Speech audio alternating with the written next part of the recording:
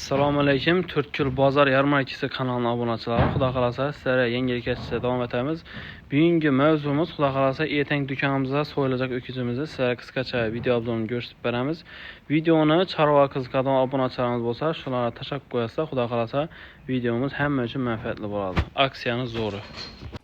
Assalomu alaykum, hurmatli obunachilar. Xudo xolasa sizlarga öküzning zo'rini, sifatini do'konimizda so'yib turgan öküzlarimiz bilan tanishtirib o'tamiz. Xudo xolasa mollar bir-birining sifatini, qachok sifatini umuman gap bo'lishi mumkin emas. Glavniy masala sizlar ertang do'konimizda so'yajak öküzimiz bilan tanishtiramiz. Shu öküzni yana xudo xolasa ertang do'konimizda so'yamiz. Bahası 100 ming so'mdan öküz go'shti xudo xolasa bemalol kelib xarid etib ketishimiz mumkin. Öküzimiz qachok ina. Sifatine gap yo'q. Xudo xolasa yangilik ham boslari. Agar shu molimizni jo'yibesini go'shini keladigan kilosini kommentariyada yozib o'tsangizlar, 1 kilo go'shimiz bonus bor. 1 kilo go'sht, 1 kilo shashlikdan aksiyamiz bor. Bemalol aksiyadan foydalanib qolishingiz mumkin. Sizlardan hech narsa ketmaydi.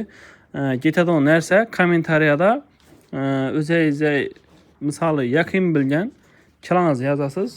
Eğer doğru chiqsa 1 kilo itjan, 1 kilo go'sht bonusunuz bor. So'ng bu öküzlerimizden bakıp turibdi do'konimizda so'yiladi. Bedava yana qachok öküzimiz bo'yni yirtilajak yine. Ajoyib sifatine gap yo'q. Shu öküzlerimiz yine bakıp turibdi. Hammasi do'konimizda so'yiladi, xudo xolasa. Bu öküzimiz ham kichkina, yana kichkintayni buni izlana so'yamiz. Öküzimizni ko'rsak yine qachok bo'ynidan sifatine gap yo'q. Bu mina sifat mol, hech et qachok, ne mol yo'q, 100 ming so'mma. Xudo xolasa xalqimizga marhamat etamiz. Bu molimiz yine Jivobesi 510 kilo gap turibdi. Qachok bu. Xudo xolasa molxonani ko'rib degan bo'ladi. Shu öküzimiz ham go'shini 100 ming so'mman xudo xolasa o'ng'ayligina planlashtirib so'yamiz. Hali molimiz baqiradon. Bakib xudo xolasa samirtirib, zo'ratib so'yamiz. Videoni kuzatishda davom eting. Yan tarafda öküzlarimiz bilan sizlarni tanishtirib o'tamiz. Xudo xolasa bularimiz ham yana Turkul bozor yarmarkasi o'zina so'yiladi. Bahasini 100 ming so'mman. Go'shtni sifat etib, zo'ratib beramiz yine. Mollar chorva qiziqadigan obunachilar xudo xolasa bir like bosishni unutmaysizlar.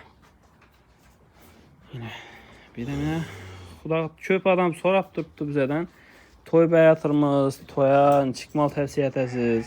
Necha so'mman bo'ladi bahasi? Go'sht ko'tarilibdi-ku degan obunachilarimizga go'shtlarimiz 95 ming so'm edi.